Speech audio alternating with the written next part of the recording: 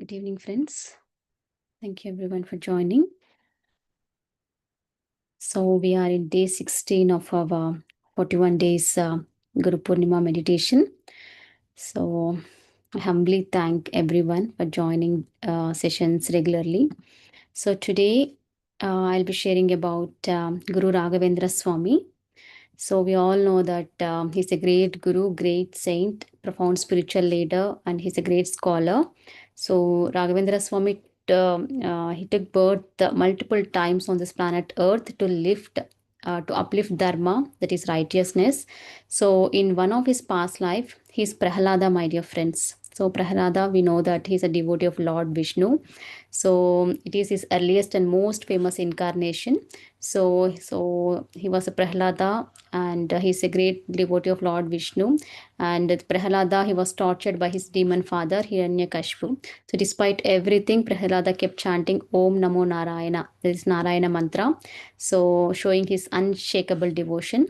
So when Hiranyakashipu tried to kill him, Lord Vishnu appeared as Narasimha and saved him. So after this, Prahlada ruled wisely and spent his life spreading love and devotion. Though Prahlada was a great devotee, he longed for deeper knowledge, gnana, and chance to teach others. So he asked Lord Vishnu for permission to be born again on the planet Earth to spread Dvaita, to spread this Dharma, righteousness, to spread this philosophy, and to spread and to help people spiritually. So Lord Vishnu granted him that wish, which he has asked. So which led to his next birth. So in other incarnation, he was born as a Vyasa Tirtha Vyasa Raja. So he's a famous Dvaita philosopher. He is one of the most important saints in the Madhva tradition, that is Dvaita Vedanta. And this Vyasa Raja, he is a guru of King Krishna Devaraya. So we all know that Krishna Devaraya, he is the king of the Vijayanagara Empire, one of the greatest one of the greatest kingdom. And Krishna Devaraya, he is one of the greatest rulers in South India. So he wrote important commentaries on the works of Madhvacharya, and he established many Hanuman temples, especially in Karnataka. And his mission was to protect Vedic Dharma through philosophy and scholarship. So he went to serve people personally as a guiding guru with compassion and miracles. But this Vyasa Raja, he felt his work was not yet complete. So he longed to help people and protecting the values of Bhakti, Dharma, and Gnana. So he again in this next birth, he incarnated as Raghavendra Swamy. So this Vyasa Raja, he incarnated again as Raghavendra Swamy. So finally, he took birth as Raghavendra Swamy to guide people spiritually and also to help people to come into the spiritual path.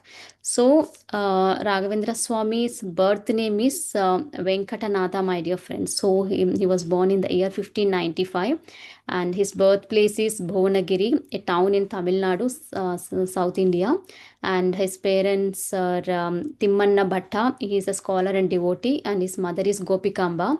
She's a very caring woman. So Venkatanatha was born into a Madhva, traditional Madhva Brahmin family, and he followed this Dvaita Vedanta teachings of Madhvacharya.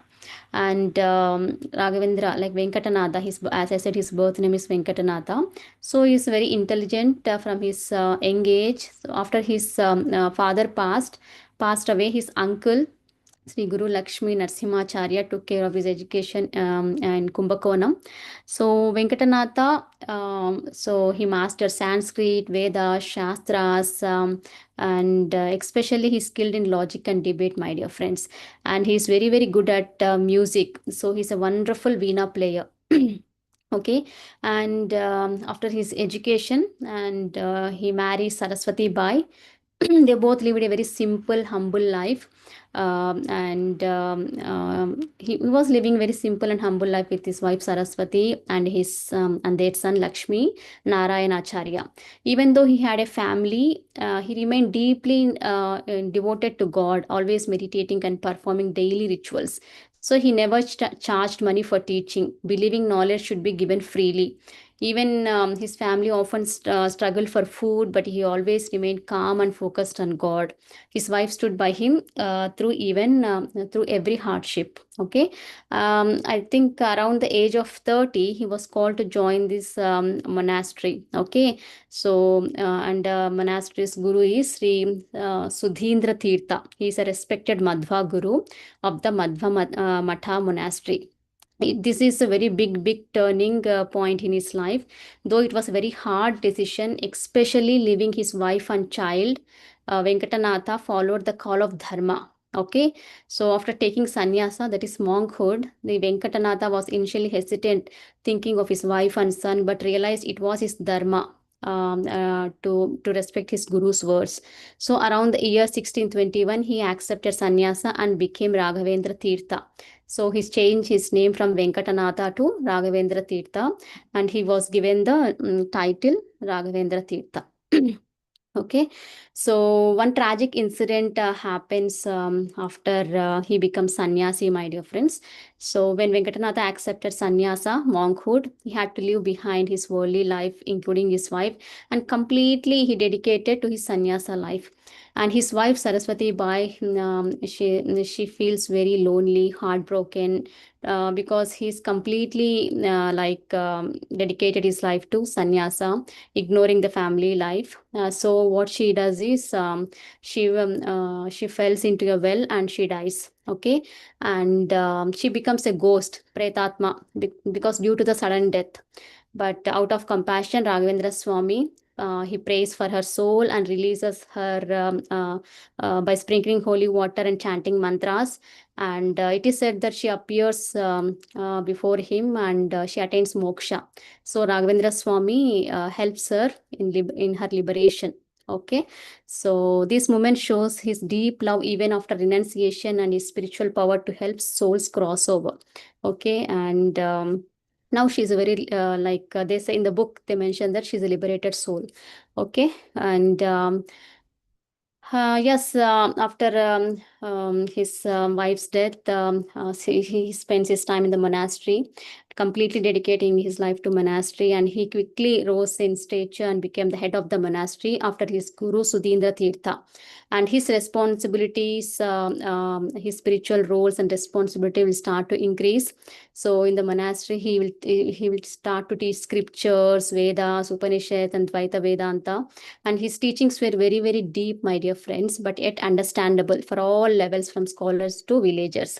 And he wrote more than 40 granthas, that is spiritual works, including commentaries on scriptures and this Vedic scriptures and Vedanta. Okay, so Dvaita, what is this Dvaita philosophy? Is they see God and soul as distinct but eternally connected. So they believe God and soul are distinct, but God and the soul, they are eternally connected, and Guru is a form who connects soul and God. Okay, and he always used to encourage to chant Ramanama.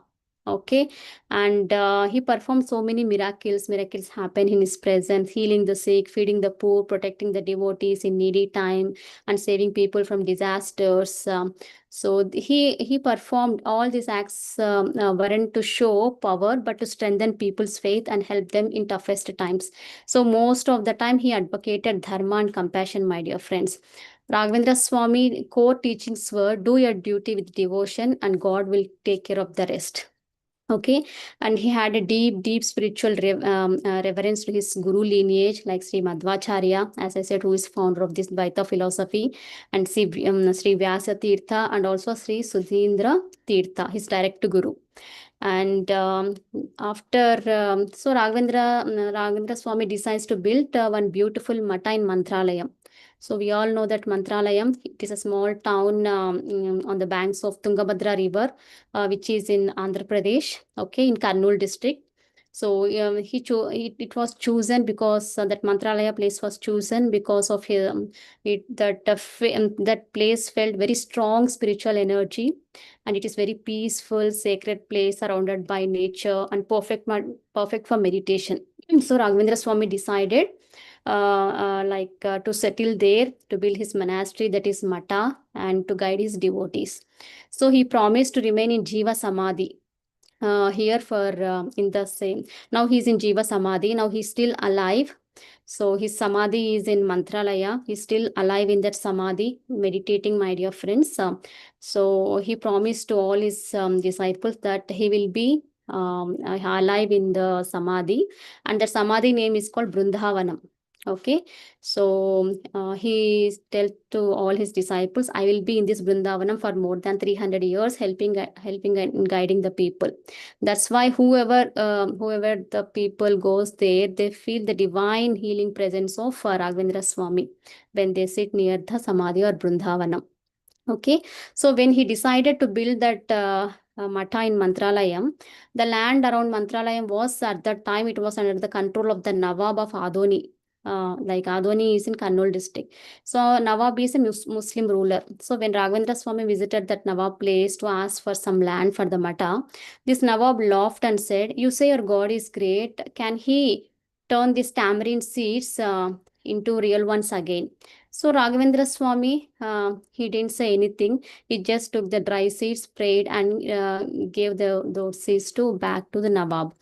To everyone's surprise, the seeds turned fresh and started sprouting. So, and again, that Nawab wants to test Raghavendra Swamy. Okay, so that Nawab want to insult that because he's not fond of the saints or sadhus. So he again offered him meat. Okay, instead of rejecting that meat or offending that, Raghavendra Swamy prayed and miraculously transformed that meat into fruits. Okay, so then Nawab got stunned. He fell at Raghavendra Swamy's feet, and he donated not only that land for building the temple, for building that matha. So he also became the follower of Raghavendra Swamy. Okay, so near Mantralayam, they worship a goddess called Manchalamma goddess. There is a close association between Raghavendra Swamy and that goddess. Okay, there is a temple dedicated to Manchalamma. So before visiting Raghavendra Swamy, people first visit Manchalamma, the divine goddess, because they believe that she is a protector of that land. Okay, we all have Grama Devatas and Kula Devatas, right? So Manchalamma, she is a local goddess worshipped in that Mantralayam region. So when Raghavendra Swamy was meditating, when he was finding that land, he saw Manchalamma goddess in her vision, and the goddess was she was assuring that I will protect this land and to all the people whoever come to this place or to this mata. Okay, so this is the story about Manchalamma, my dear friends, and also his connection with Panchamukhi Hanuman. So Raghavendra Swamy, as I said, he's a deep follower of Rama and Krishna, especially Vishnu. As I said, his previous incarnation is Prahlada. He's a great devotee of Lord Vishnu.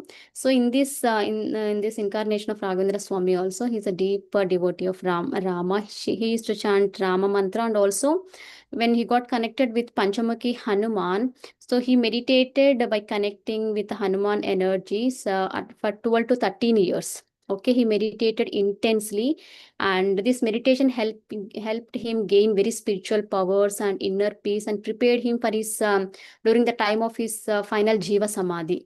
So, to his connection, as he has connection with Lord Hanuman, so people also visit whomsoever visit this Mantralayam. They also visit Manchalamma temple and also Panchamukhi Hanuman. There is a place called Panchamukhi. So they worship Panchamukhi Hanuman. You see, and Raghavendra Swamy, he always teaches, have full faith in your Guru and God. They will never let you down. Because as I said earlier, Guru is the link between soul and God. He always emphasizes that Guru is very, very important in one's life because he is the link between soul and God. Okay, and as I said, he himself is a follower of Vishnu, and yeah, he is like he always emphasizes on to have that great devotion towards Guru. And also, he says that follow dharma in every small action, even how you eat or how you speak. Always be righteous. Have rightful thinking, rightful speaking, rightful eating. Okay.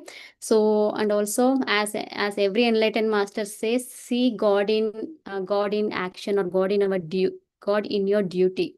Okay, and so these are all his core teachings, my dear friends. And there are few miracles I would like to share, 2 to 3 miracles. So what happened was once when during the Chaturmasya period, like what is Chaturmasya? Is sacred 4 month stay at a village. So many poor people came to Raghavendra Swami hoping to receive food and blessing, but his disciples said, Guruji, there is no food left at all. Okay, so he calmly told them to bring whatever little rice was available. It was just a handful of rice was available. So then he just went into that meditative state and sprinkled that holy water and asked disciples to cook that rice. And miraculously, that small handful of rice turned into enough food to feed these hundreds and thousands of people. And one more story was about the Brahma Rakshasa. Okay. So once his disciple in ashram wanted to visit his parents' house. So he went to took permission from Raghavendra Swami, Guruji, I want to visit my parents. Please grant me permission. So before going, Raghavendra Swami gave that mantra akshintalu, means the rice blessed with mantra. Okay, this blessed rice will offer divine protection.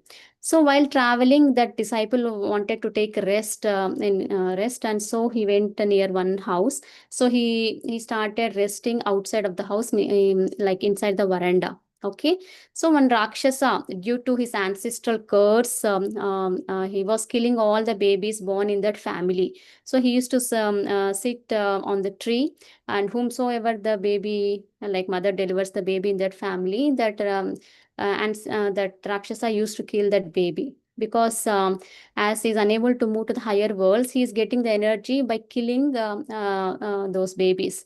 So but this time also mother delivered a baby. This time he's unable to go inside the house because this disciple of Raghavendra Swami, he was sleeping outside of the house, right? And he's having that blessed rice, as I said, that mantra Akshintalu. And he was unable to enter the house. Then this Rakshasa asked, "Who are you? Why are you here? Please move away. Please move aside. I want to go inside. So whatever you ask, I will give. So please move aside." Then his disciple in turn asked, "What do you want?" Instead of asking me, "What do I want?" Because he know that because of Raghavendra Swami, he knew everything and he gave him that blessed rice. Okay. So then disciple asked, "What do you want?" He says that I want to come out of this Rakshasatva, but I'm unable because my family, they are not at all grateful to me. And whatever I have given to me, they are just started cursing me. They don't have any respect towards me. So I'm bound to it to live as a ghost. No one can save me. Let me get my energy by killing. Then what this disciple is, he just throws that blessed rice on the Rakshasa, and he liberates that soul. So Raghavendra Swami, he knew before. That's why he sent that blessed rice with his disciple. So he gets liberated, and he goes to higher worlds. Okay, this is another miracle that was written in Guru Charitra, like Raghavendra Swami Charitra, my dear friends.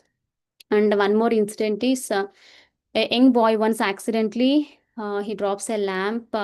What you call he somehow he gets burned up with this fire. The fire caught on his claws and he was burning. So people screamed and ran to help him. And Raghavendra Swami immediately again he's go into that meditative and sprinkle some water, and instantly the fire was put out and the boy was completely he like unharmed, and he'll be safe. So what here we have to know is this shows the Guru's protective power over the devotees like a spiritual shield, my dear friends. Once we are surrendered to our Gurus, so they always protect us. They're always there for us. They don't leave our hand. So we should always have that immense faith and trust in our Gurus. Okay, so his miracles continued even after his Jiva Samadhi. Many people experience him in dreams and also experience his miracles.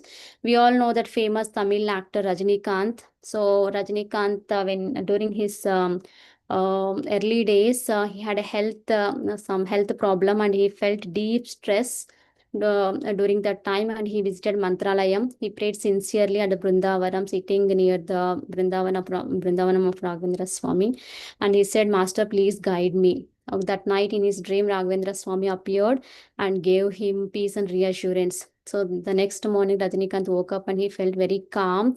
And later, he also acted in the film Sri Raghavendra as a tribute and tribute and respect towards his Guru Raghavendra Swamy. So there is a beautiful film on Raghavendra Swamy acted by Rajinikanth, my dear friends. So you can watch. It is, I think, in Telugu or Kannada. So this enlightened master Raghavendra Swamy is still alive, meditating meditating Jiva Samadhi in Mantralayam. So if you go to India, please make sure to visit Karnool. Karnool is a beautiful and a great spiritual place. As I said, we have to visit Mother Pyramid, first pyramid built by Patriji, and it is the first pyramid of PSSM. And we have some Sadhananda Yogi Ashram, Guru's, some Patriji's Guru's Ashram, and Mantralaya Raghavendra Swamy, and also Kashi Reddy Naina, and also Lord Venkateshwar. You can visit so many beautiful enlightened masters places. Okay. And his Samadhi is called Brindavan, built with a stone connected to Rama energy. These Salegrama stones, they're like they help preserve and transmit the spiritual energy. So he chose that stone because these stones also help to transmit the spiritual energies from him to his disciples. Okay, so there is a beautiful sloka. Like in my childhood, from my childhood, I'm closely connected with Raghavendra Swami because I belong to Karnool. And this sloka is Pujyaya Raghavendraya Satya Dharma Rathaya Cha Bhajatam Kalpa Vrukshaya Namatam Kamadhenave. So this meaning of this sloka is, I offer my worship to Sri Raghavendra Swami, who is always devoted to truth and dharma, that is righteous living. For those who worship him, he is like a wish fulfilling tree, Kalpa Vruksha. For those who surrender to him, he is like a Kamadhenu. Kamadhenu means who grants all the desires. Like we know that Kamadhenu means the divine cow. So this is all about today's Mantralaya Raghavendra Swami, my dear friends. So this is his picture. That is Brindavan. So if anyone have any doubts, so you can ask at the end of the session. And so yeah, we have now meditation. After meditation, I think. If Sharada Garu has joined, she has also got a beautiful experience of Raghavendra Swami. So I'll ask her to share. So let's meditate now, okay, by connecting with his energies. So I request everyone to please close your eyes, relax your body.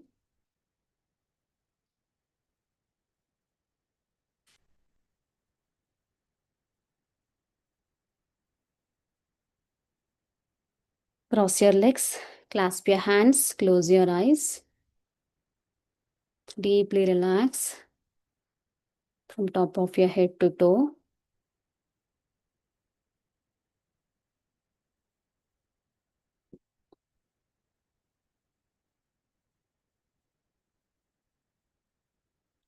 Keep aside everything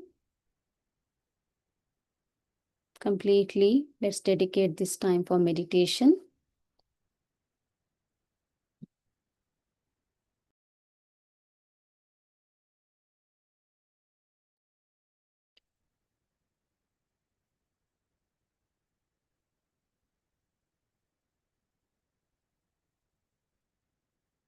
Let's connect with Raghavendra Swami energies,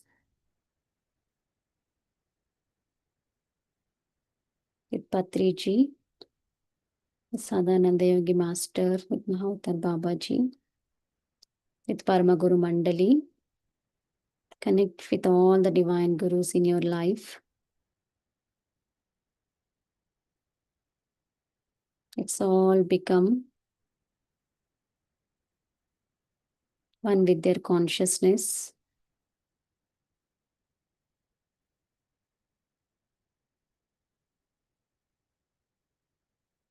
Completely trust this process.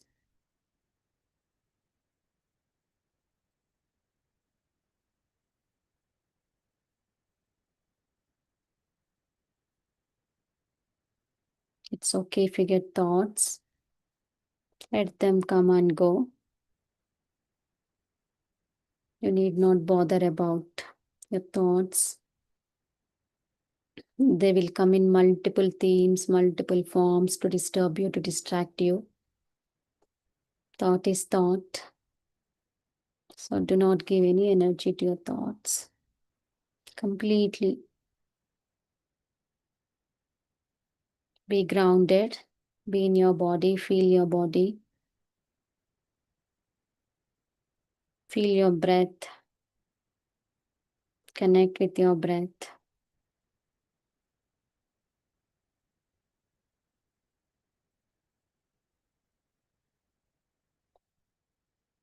Meditation, mindfulness, being in the present moment.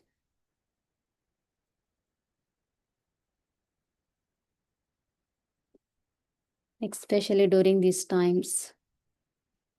They are very, very important, my dear friends. We need not go into that collective fear consciousness. This meditation acts as a divine spiritual shield,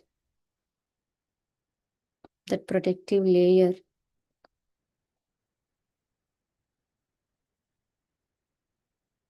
Daily, let's increase our energies with the regular practice of meditation. You may not see change immediately, but this conserved energy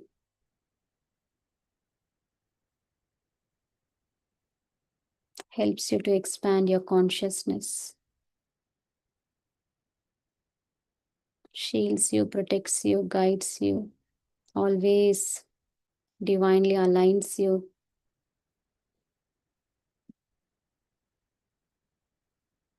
to right people, right places.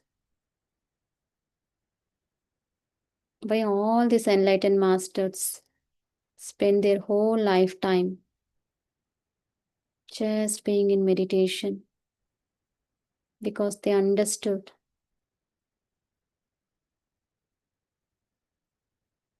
what is real, what is unreal.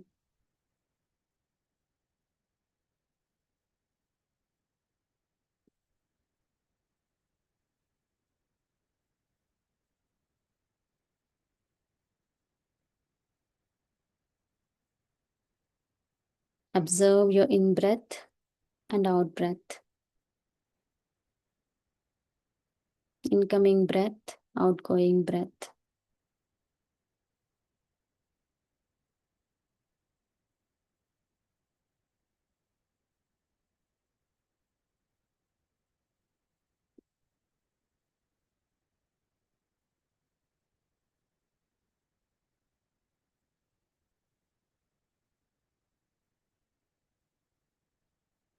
Do not give any attention to your thoughts.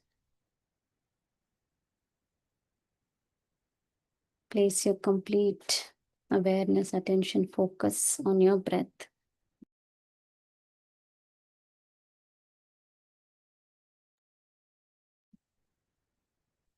Now let's connect with music energies.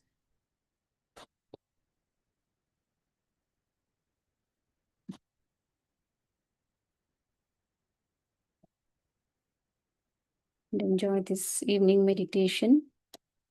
The next 30 minutes. Not open your eyes, my dear friends.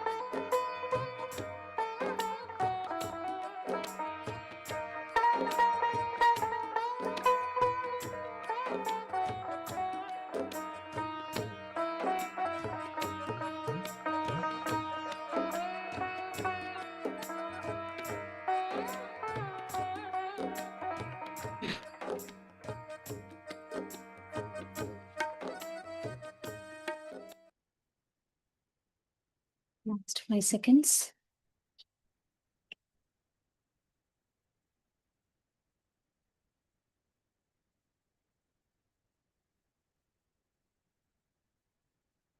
Now let's all express our gratitude to all the masters, to all the gurus for their love, support, energy, and guidance. Be grateful to your parents, to your family members, to your job, to your finances, to your health, to your spiritual life, and for every blessing in your life.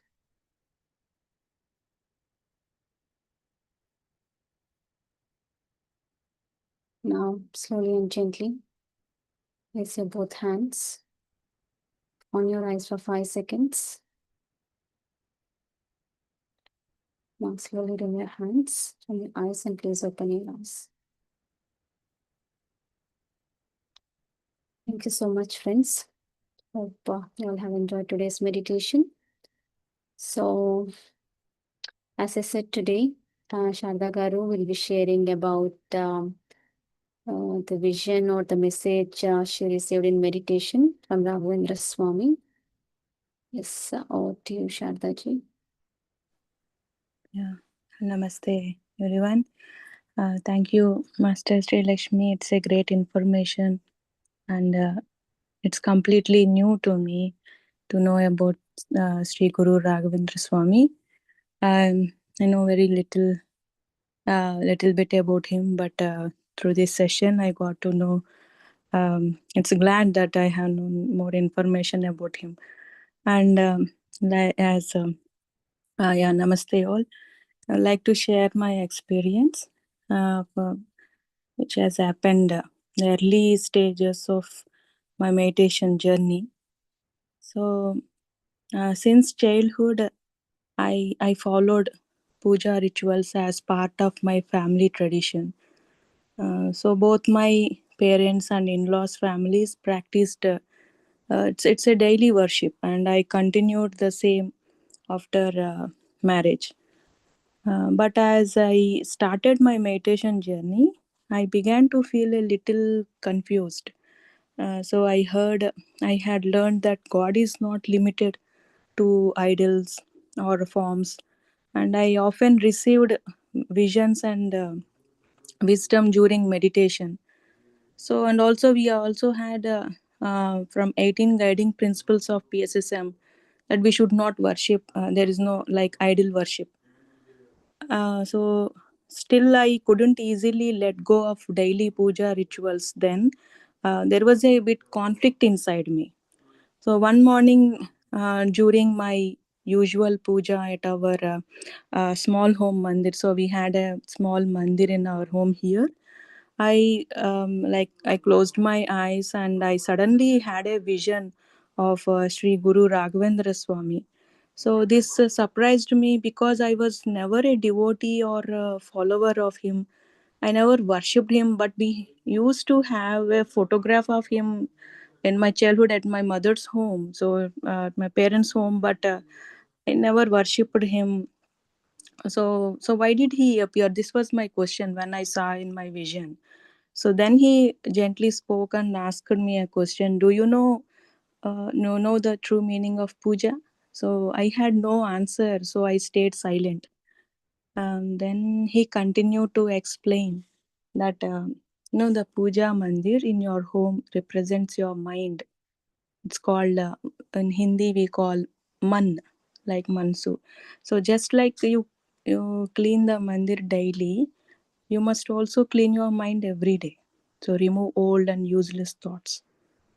So you offer, and next he just continued his sharing. So he said, you offer only fresh and fragrant flowers to God. In the same way, it's like you must fill your mind with fresh and positive and beautiful thoughts daily. That means cleansing our mind, and and like having a fresh and beautiful thoughts, positive thoughts.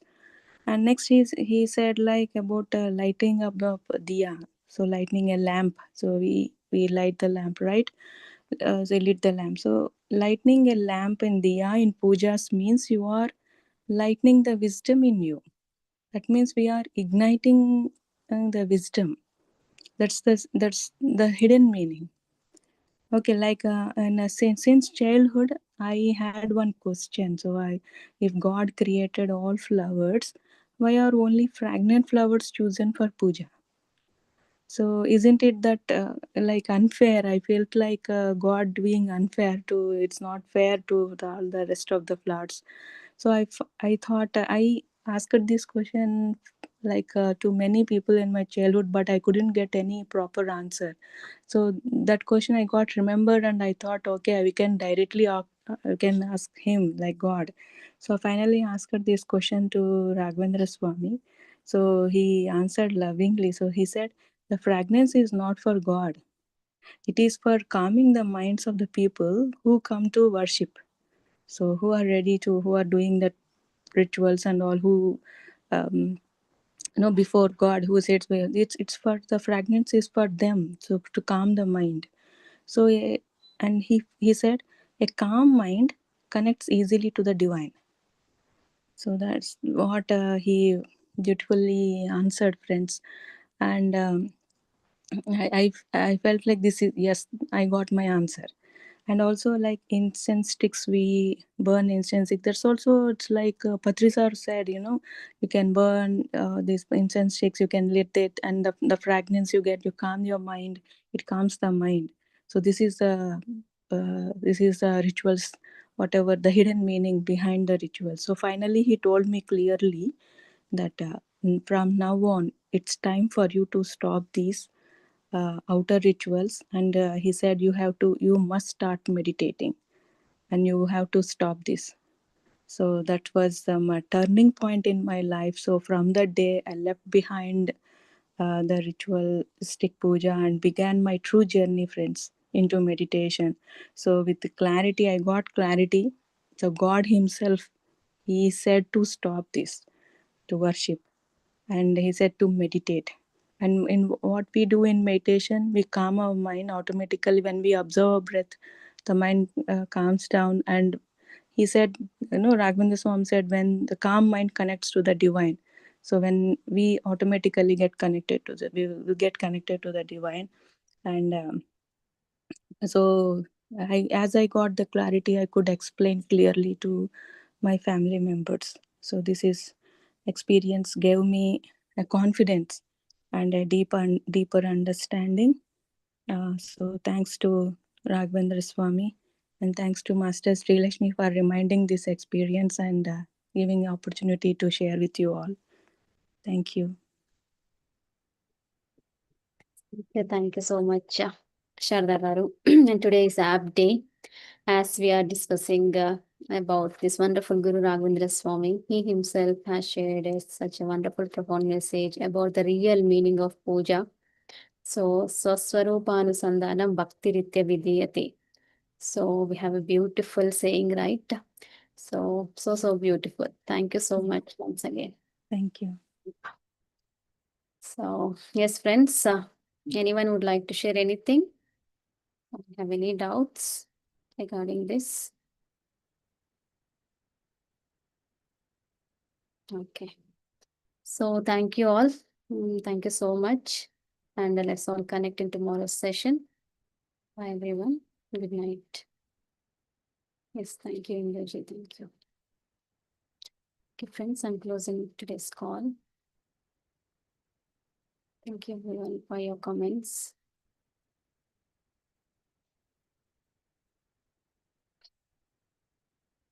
Bye, everyone. Good night.